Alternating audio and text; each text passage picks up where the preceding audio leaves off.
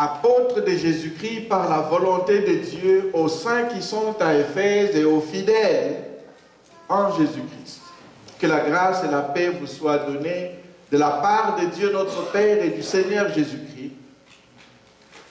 Béni soit Dieu, le Père de notre Seigneur Jésus-Christ, qui nous a bénis de quelques bénédictions spirituelles dans les lieux célestes. Merci beaucoup. Ça montre que vous étiez en train de lire avec moi. Béni soit Dieu, le Père de notre Seigneur Jésus-Christ, qui nous a bénis de toutes sortes de bénédictions spirituelles dans les lieux célestes en Christ. En lui, Dieu nous a élus avant la fondation du monde pour que nous soyons saints et irrépréhensibles devant lui. Nous ayant prédestinés dans son amour à être ses enfants d'adoption par Jésus-Christ selon le bon plaisir de sa volonté, à la louange de la gloire de sa grâce qu'il nous a accordée en son bien-aimé. En lui, nous avons la rédemption par son sang, la rémission des péchés selon la richesse de sa grâce, que Dieu a répandu abondamment sur nous, par toutes sortes, toute espèce de sagesse et d'intelligence, nous faisant connaître le mystère de sa volonté selon le bienveillant dessein qu'il avait formé en lui-même, pour le mettre à exécution lorsque le temps serait accompli, de réunir toutes choses en Christ, celles qui sont dans les cieux et celles qui sont sur la terre. En lui, nous sommes aussi devenus héritiers, ayant été prédestinés suivant la résolution de celui qui opère toutes choses d'après le conseil de sa volonté, afin que nous servions à la louange de sa gloire, nous qui d'avance avons espéré en Christ. En lui, vous aussi, après avoir entendu la parole de la vérité, l'évangile de votre salut, en lui, vous avez cru et vous avez été scellés du Saint-Esprit qui avait été promis, lequel est un gage de notre héritage pour la rédemption de ceux que Dieu s'est acquis à la gloire de sa gloire. C'est pourquoi, moi aussi, ayant entendu parler de votre foi au Seigneur Jésus-Christ et de votre charité pour tous les saints, je ne cesse de rendre grâce pour vous, faisant mention de vous dans mes prières, afin que le Dieu de notre Seigneur Jésus-Christ, le Père de gloire, vous donne un esprit de sagesse et de révélation dans sa connaissance, et qu'il illumine les yeux de votre cœur, pour que vous sachiez quelle est l'espérance qui s'attache à son appel, quelle est la richesse de la gloire, de son héritage qu'il réserve aux saints, et quelle est envers nous qui croyons l'infinie grandeur de sa puissance, laquelle se manifestant avec efficacité par la vertu de sa force. Il a déployé en Christ, en le ressuscitant de mort, en le faisant asseoir à sa droite dans les lieux célestes, au-dessus de toute domination, de toute autorité, de toute puissance, de toute dignité et de tout nom qui se peut nommer, non seulement dans le siècle présent, mais encore dans le siècle à venir. Il a tout mis sous ses pieds. Il l'a donné pour chef suprême à l'Église, qui est son corps, la plénitude de celui qui remplit tout en tous.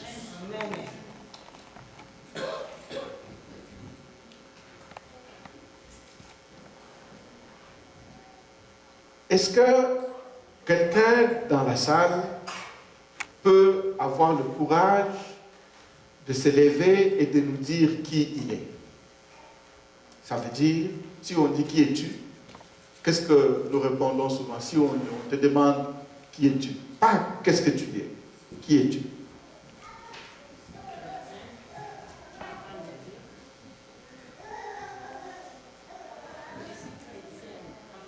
Je suis chrétienne, je suis enfant de Dieu. Oui, ma soeur. Je suis fille du Dieu vivant. Et puis quoi encore? Oui, je suis sauvé. Quoi encore? Bon. Tout ce que vous avez dit là, est-ce que c'est qui vous êtes ou bien c'est qu'est-ce que vous êtes? Qu'est-ce que vous êtes? Alors maintenant, est-ce que quelqu'un peut me dire qui il est? Un être humain. Il m'a répondu. Il est Kabou Ganda. C'est vrai. Toutes les réponses sont en tout cas bonnes. Je vais juste vous compliquer. Hein? C'est le seul moment où j'ai de vous compliquer tout. Excusez-moi. Je voudrais beaucoup aujourd'hui nous parler un peu de notre identité. Non seulement qui nous sommes et qu'est-ce que nous sommes, les deux représentent notre identité. Ce que nous sommes devant le Seigneur. Ce que Dieu dit que je suis. C'est ça mon identité. Lorsque, dans les années 76, beaucoup n'étaient pas nés encore, mais ceux qui existaient déjà, ils ont dû voir dans ces années-là, je pense que c'était en 1976, un film est sorti, produit par Alex Allais. Ce film avait pour titre Racine, n'est-ce pas? Et un des personnages clés de ce film, c'était un monsieur qui s'appelait Kutakite. Je pense que ceux et celles qui ont vu ou revu ce film se sont souvenus qu'il y a un épisode, presque pendant 7 minutes. Kutakite, c'est un personnage qui a été joué par 2 acteurs. Le premier, c'était un jeune homme qui s'appelait à cette époque-là LeVar Burton, qui a représenté Kutakite quand il était jeune. Et quand Kutakite vieillissait, c'est John Amos qui a joué ce rôle-là. Et les deux ont très bien joué le rôle de Kutakite. Et au moment où, vous savez, Kutakite a voulu s'échapper à plusieurs reprises pour fuir. Parce qu'une fois que tu es esclave, tu portais le nom et l'identité de ton propriétaire. C'est comme cela que les esclaves ont changé de nom plusieurs fois quand ils étaient achetés et rachetés par des propriétaires différents. Kutakite, fier africain qu'il était, a préféré garder son identité, son nom. Et on lui a, vous vous souvenez encore pour ceux et celles qui ont vu ces épisodes-là, à plusieurs reprises, on a voulu qu'il répète la nouvelle identité qui lui était donnée. Et à chaque fois, il disait toujours, mon nom c'est Kutakite. On l'a frappé, on l'a maltraité, on a voulu lui faire avaler autre chose que ce que lui savait avaler. Kutakite a toujours refusé un autre nom que le nom qui lui venait de ses ancêtres. Le nom que son père lui avait donné, en lui disant, toi, tu t'appelles Kutakite. Tu es de la tribu de Mandingue. Tu es de la race royale. Et tu t'appelles Kutakite. C'était entré en lui. Jusqu'au moment où nous savons qu'à la fin, c'est vrai, on lui a coupé le pied pour avoir fui un bon nombre de fois. Il a eu un pied coupé pour qu'il ne fuit plus. Mais c'est un homme, c'est un personnage qui m'inspire beaucoup lorsqu'il s'agit de mon identité en Jésus-Christ. Je suis ce que Dieu a proclamé, ce que Dieu a dit que je suis. Amen. Même si personnellement, je ne le sens pas, je ne le vois pas, je ne le réalise pas, mais j'ai choisi d'être ce que Dieu dit que je suis. Amen.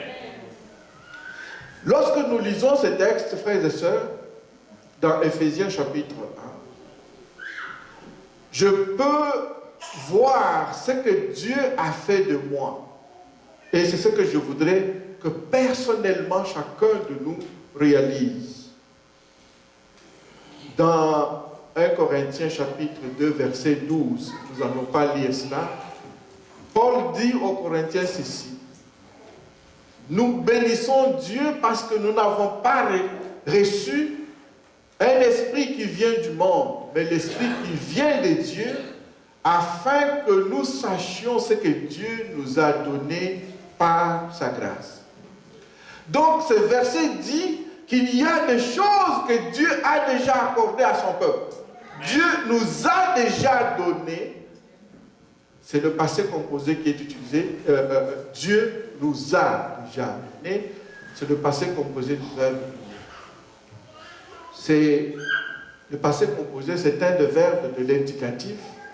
Comme ce sont les verbes de l'indicatif, vous vous souvenez encore la conjugaison à l'école primaire, tous les verbes de l'indicatif nous présentent des faits. Ce n'est pas un souhait. Ce n'est pas un rêve. Comme ce qu'on exprimerait si on utilisait le subjonctif. Je voudrais que tu viennes. Hein? Ça, c'est juste un souhait. Mais le temps de l'indicatif nous présente des faits, des réalités. Lorsque la Bible dit il y a des choses que Dieu nous a déjà données, c'est un fait. Et le Seigneur nous a donné l'Esprit pour que lui, le Saint-Esprit, nous dévoile, nous révèle quelles sont les choses qui ont déjà été attribuées à Dieu.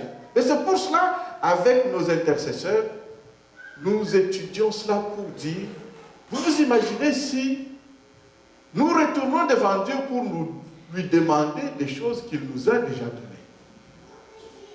C'est aberrant, non? Vous êtes maman, vous êtes papa, votre enfant dans la maison, vous lui avez déjà donné quelque chose. Vous dites, la nourriture est sur la table, c'est pour toi. Dès que tu as faim, tu manges. Tu lui as déjà donné, n'est-ce pas? Mais suppose que l'enfant revient affamé. Tu le regardes, il est vraiment affaibli. Il ne marche plus droit, il est courbé, déraillé par la faim. Et il revient, papa, maman, j'ai faim. La première fois, je pense que vous avez peut-être n'avez pas compris ce que je lui avais dit. Je dis, la nourriture est là, va, serre-toi et mange. Tu vois, il s'en va, il revient encore un peu là. Papa, j'ai faim. S'il revient la troisième fois, je suis sûr que la maman va dire, mon Noël Gamouni, qu'est-ce qui lui arrive? C'est quoi le problème? Peut-être qu'il ne comprend pas bien. Peut-être qu'il n'a pas bien entendu. Est-ce qu'il a le problème d'audition? Peut-être. Il y aurait peut-être un besoin d'aller chez un médecin. Bien aimé, je réalise que nous sommes devenus un peu ce type d'enfants qui retournons constamment vers Dieu pour aller demander à Dieu des choses qu'il nous a déjà données. Parfois même aussi pour lui demander des choses qu'il n'a vraiment pas envie de nous donner. C'est pour cela que Dieu nous a donné son esprit. Mais pour aujourd'hui, je voudrais m'attarder un peu sur ce que Dieu nous a déjà donné. Ce que nous sommes, ce que nous avons. La liste, on peut revenir encore, Shalom, sur Éphésiens chapitre 1. 4 fois, Paul a parlé de en lui, en Jésus-Christ. Qu'est-ce que Dieu a fait? Ça, ce sont les bénéfices de la résurrection. La Bible nous a dit, nous avons vu tous dans Romains chapitre 3, verset 25, que Christ a été livré pour nos offenses. Il est mort pour nous, mais il est ressuscité pour notre justification. Et nous avons en lui un paquet de choses qui sont résumées au verset 3. Lorsque Paul parle, il écrit aux Éphésiens, il leur dit, il commence, je vous écris à vous qui êtes comment? Le verset 1 va dire, je vous écris à vous qui avez été appelés à être saints. À vous qui avez été appelés à être fidèles en Jésus-Christ. Alléluia. Amen. Lorsque je vois ça, je me dis, arrêtons-nous un moment, tourne-toi un peu vers la personne qui est là à côté. Si la personne croit en Jésus-Christ, la personne que tu vois là, c'est un saint. Lorsque tu rentreras à la maison aujourd'hui, là, va directement devant un miroir. Regarde dedans. La personne que tu vas voir dedans, dis-lui, tu es un saint. Amen. Paul dit, vous êtes des saints. Nous avons été appelés à être saints. Et Paul va dire après au verset 3, béni soit Dieu. Je rends grâce à Dieu. Je bénis le Seigneur de ce que il nous a bénis de toutes sortes de bénédictions spirituelles dans les lieux célestes en Jésus-Christ, son Fils. Il nous a déjà donné. Quelles sont les bénédictions spirituelles, frères et sœurs? Quels sont tous ces éléments dont nous sommes bénéficiaires en Jésus-Christ? C'est comme ça que Paul va commencer à les énumérer. La liste est vraiment longue. Il va dire, en Jésus, qu'est-ce que nous avons? Verset 4. En lui, Dieu nous a élus. Nous sommes des élus. Alléluia. Dieu nous a élus. Je parle ici aux personnes qui ont Jésus-Christ comme Seigneur et Sauveur dans leur vie. Ceux qui ont fait profession de foi. Ceux qui ont dit à Jésus, oui, je crois en toi. Ceux-là, la Bible déclare, ce sont des élus. Dieu les a élus avant la fondation du monde pour que nous soyons saints et irrépréhensibles, c'est-à-dire sans faute. Sans faute. Voilà ce que tu es en Jésus-Christ. La Bible dit, Dieu nous a prédestinés dans son amour à être ses enfants d'adoption par Jésus-Christ. Nous avons été adoptés dans la maison de Dieu. Si Dieu est roi, ses enfants sont des princes et des princesses. C'est le rang, c'est le statut auquel le Seigneur nous a élevés. Si nous avons été adoptés, c'est parce que nous étions loin de Dieu. Il est venu nous chercher, il nous a adoptés, il nous a pris dans sa maison. Il a dit, désormais, vous êtes mes enfants. Vous portez mon nom. Alléluia. Vous portez le nom de Dieu. Alléluia. Parce que vous êtes membre de la famille de Dieu. Amen. Vous protégez vos enfants lorsqu'ils sont dehors. Lorsque je vois des parents qui marchent tout le long de la route, observez-les bien, frères et sœurs. Vous verrez que souvent la maman qui marche, elle va, se situer entre les dangers, les voitures qui roulent, et l'enfant qui doit être là à côté. La maman s'interpose toujours entre les dangers et son enfant. Pensez-vous que Dieu ne fait pas de même pour ses enfants? Si vous êtes enfant de Dieu, vous êtes aussi l'objet de sa protection. Amen. La Bible déclare, frères et sœurs, que Dieu a fait cela nous ayant prédestinés, et pour tout cela, à la louange de la gloire de sa grâce qu'il nous a accordée en son bien-aimé. En lui, nous avons la rédemption. Amen. La rédemption, c'est le rachat. Il a payé le prix. Amen. Il a dépensé une certaine valeur pour prendre quelque chose qui était aux mains d'un propriétaire. C'est quelque chose que chacun de nous a fait. Qui a déjà acheté quelque chose ici? Vous êtes tout le monde. Oui, vous êtes tout le monde. Moi aussi. J'ai déjà acheté quelque chose. Pas plus tard qu'hier, je suis allé, j'ai pris de l'argent dans ma poche, j'ai donné au propriétaire bien en question. Il a établi un document qui atteste que, au vu de la valeur reçue, tel bien, tel item ne m'appartient plus. Il appartient à celui qui a ce document qu'on appelle le reçu. N'est-ce pas? Amen. Et lorsque je prends le document en main, l'item en main, je marche vers la sortie. Vous voyez, souvent il y a des monticules comme ça là, à la porte. Si tu n'as pas payé, qu'est-ce que ça fait? Ça va sonner, il va dire, il faut que tu ailles payer. Lorsque je passe par là, ça n'a pas sonné. C'est une confirmation que ce bien-là n'appartient plus au propriétaire, c'est toi qui en es le propriétaire. Parce qu'un prix a été payé.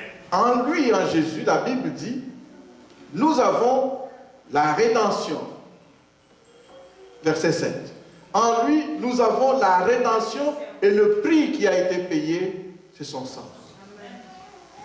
Il a payé. Donc, Dieu a payé pour me racheter et c'est le sang de son fils qui a été versé, donné pour que moi je sois racheté et adopté dans la famille de Dieu. Nous avons la rédemption par son sang et la conséquence de la rédemption, c'est la rémission des péchés. Un coupable comme moi, frère et soeur. Dès le moment où je suis entré dans le monde, que des péchés que j'ai commis. Vous savez vous-même ce que vous êtes devant le Seigneur. Et je sais ce que je suis devant Dieu. Comment un tel coupable peut-il être appelé un saint? Dieu m'a fait grâce. Non seulement pour cela, ailleurs, lorsque Paul écrit aux Colossiens, il leur dit, Dieu a effacé l'acte dont les ordonnances vous condamnaient et qui subsistait contre vous. En d'autres termes, il est clair, c'est vrai frères et sœurs, que lorsque les humains vivent sur la terre, Dieu prend note de tout acte posé par tout être humain. Dieu prend note de toute parole. La Bible dit dans Matthieu, c'est Christ qui dit, les hommes rendront compte de toute parole vaine sortie de leur bouche. Apocalypse chapitre 20 nous dit aussi que lorsqu'on se trouvera devant le grand trône blanc, des livres seront ouverts et toutes les personnes qui seront devant le trône blanc, ils seront jugés selon tout ce qui est écrit dans les livres qui seront ouverts. Mais qu'est-ce qui arrive lorsque quelqu'un se repent et se tourne vers Dieu? La Bible dit que Dieu prend sa gomme, son effaceur, et il regarde dans tous les livres que, peut-être que sur moi il y avait des livres qui étaient écrits. Des livres qui étaient écrits. Dieu prend sa gomme et il efface l'acte dont les ordonnances me condamnaient. En d'autres termes, remarquez la bonté de Dieu. Il n'efface pas tout ce qui parle bien de moi. Mais la Bible dit, il efface tout